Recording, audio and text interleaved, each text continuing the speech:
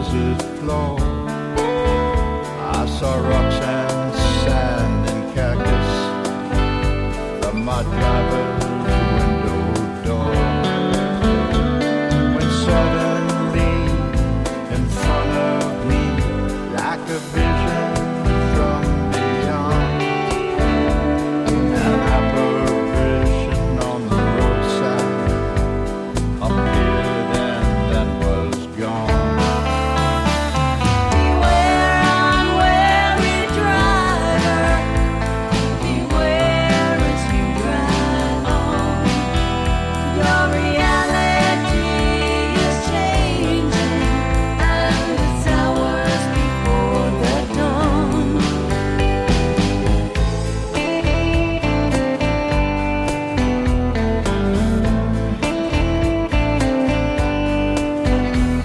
And in my rearview mirror, I saw something running fast. A primal fear came over me like a nightmare from the past. A werewolf-looking creature that ran on twos and fours. My breath came fast and ragged as it ran next to my door. A clarion thought came to me like the ringing of a bell, that I had just been set upon by a raging hound from hell. Beware, unwary driver, beware as you drive on. Your reality is changing, and it's hours before the dawn. The shapeshifter you are seeing has just made you a pawn.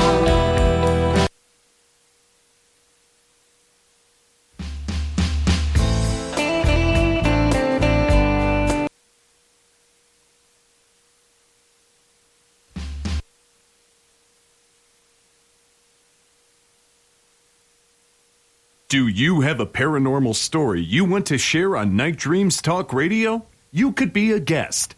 Email us at nightdreamstalkradio@gmail.com. You can advertise your business on Night Dreams Talk Radio, and you will be heard worldwide. Why not contact us at nightdreamstalkradio@gmail.com. If you would like to hear Night Dreams Talk Radio on your local radio station, let them know. Tell them to check out www.nightdreamstalkradio.com. And thank you. You're listening to my friend Gary Anderson on Night Dreams Talk Radio, the best in paranormal radio. I try to be, but after tonight, I don't know.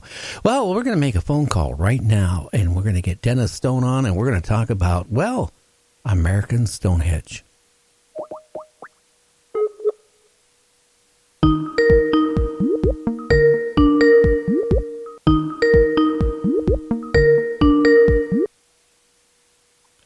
Hello. Well, hi, Dennis. How's your night going? Oh, it's going great, Gary. Thank you. I don't know if you've been listening to any of the show, but I tell you what, it was really bizarre for the first hour. Oh, I didn't listen to it. Sorry. Yeah, I was just kind of waiting for the call.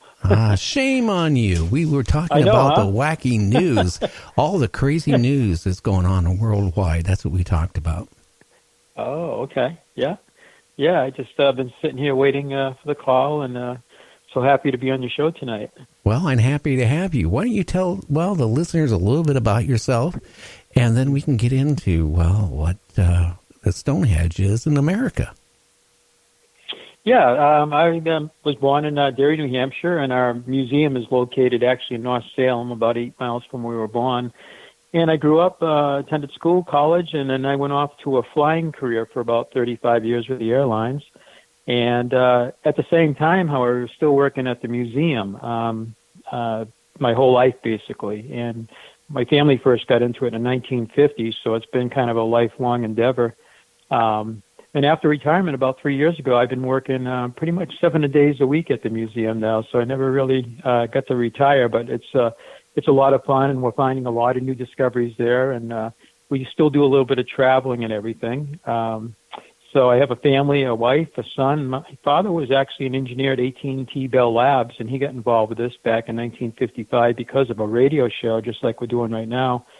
He always had an interest in history.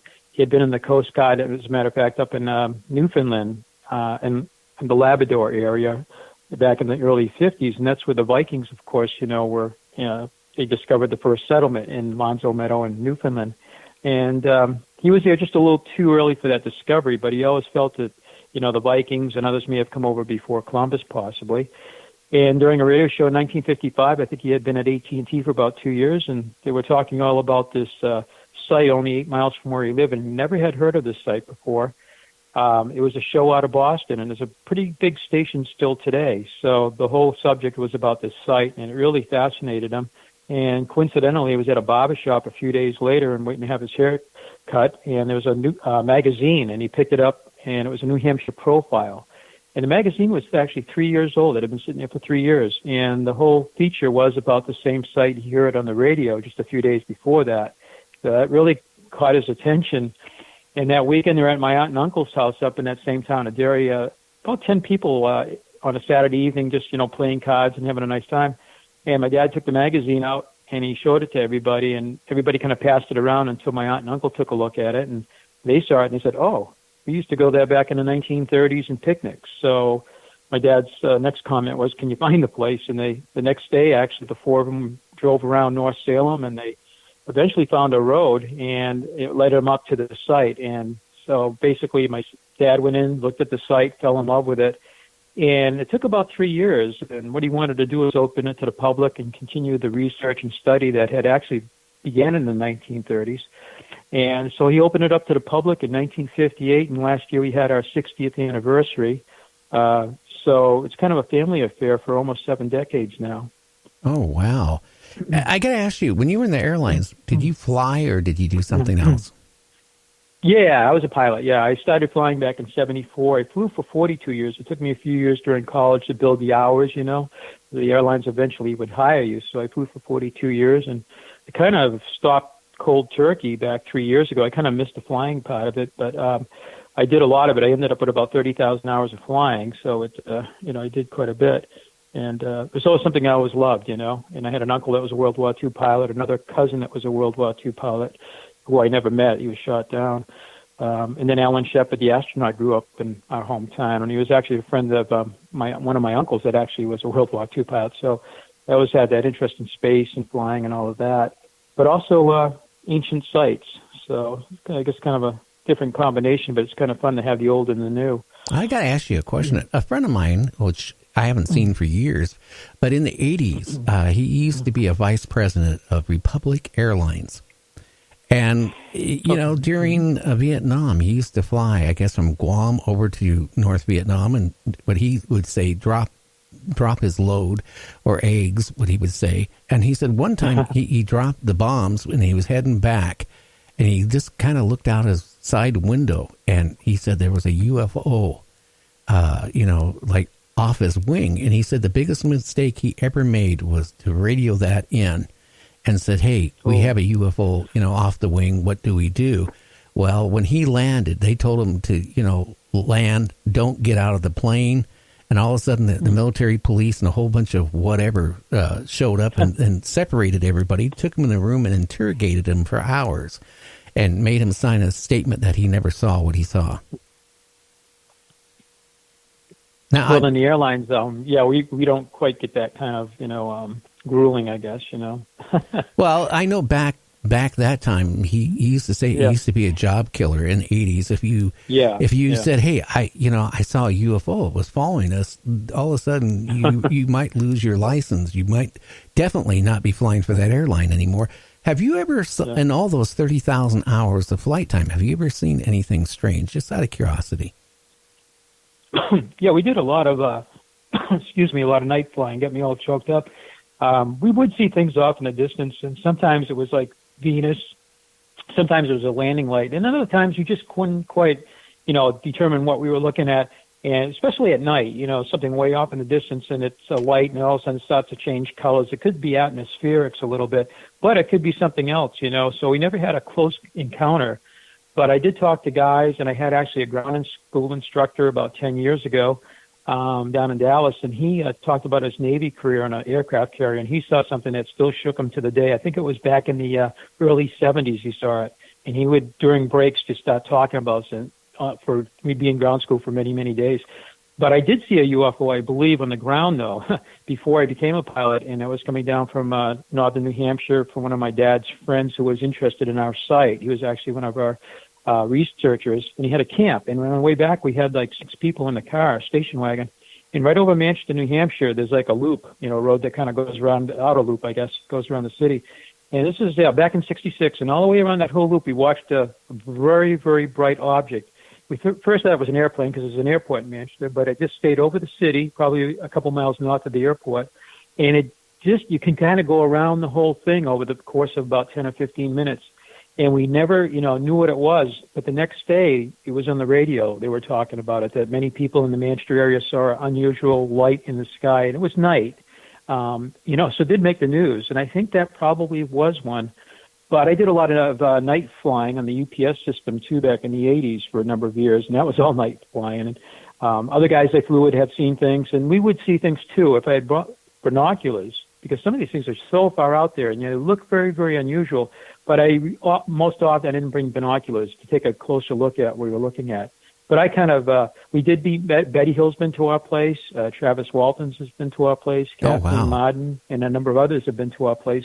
And Betty became a friend of my mom. So we always had a kind of a big interest in that. Yeah, I just couldn't resist because you said you were a pilot. And, our show for the last 6 months because, the disclosure and then the Navy coming out here just recently saying that, the footage, the 2004 and 15 of UFOs were real. So now, we have the Navy, basically saying, hey, there's unidentified whatever they are. But anyway, getting back to Stonehenge, has it been carbon dated or anything? Because I read on your website, it's around 4,000 years old.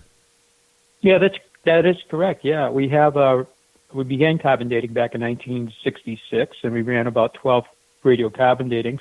And the laboratory was a laboratory out of Cambridge, Massachusetts, Geochrome Laboratories, and also Woods Hole Oceanographic Institute down in Woods Hole, Mass. Did about 3 of the carbon datings for us. Actually, they did the more sophisticated mass accelerator spectrometry test on it's a little bit more accurate radiocarbon dating kind of thing. But the oldest one on the main site. The main site, we think that it's on a hill. The site is on a hill. We're about 40 miles north of Boston. It's about 110 acres. Stone walls, structures, plazas, courtyards, and astronomical alignments. But the main site, where most of the chambers are located, about 1 acre, and it's a very kind of sophisticated construction with underground storm drains. It was well laid out and planned. And even today, when it rains, some of these storm drains, they run up to 75 feet on the ground. They still keep the place dry. But we began carbon dating in 1966. And the oldest date of the main site is about 2000 BC or 4,000 years old. Outside the main site, we have found what appears to be a fire pit, and that dated to 7,400 years, plus or minus a couple hundred years. And that's a period they call the Middle Archaic period. And we don't think that dates the stone ruins of all the thousands of feet of walls, but it does show human activity on the hill going back almost 7,500 years. But that carbon dating that was 4,000 years was taken in 1971 next to a chamber we call the Chamber of Ruins. It has about a 6,000 or 7,000 pound roof slab that has fallen into the structure, a 1,000-pound lintel stone that would have been over the doorway. And it's a very interesting chamber. It has 2 windows. It looks like it's a trapezoidal floor plan to it. And 3 corners are corbelled. That's kind of the inverted staircase, kind of like almost like an arch, the way the walls were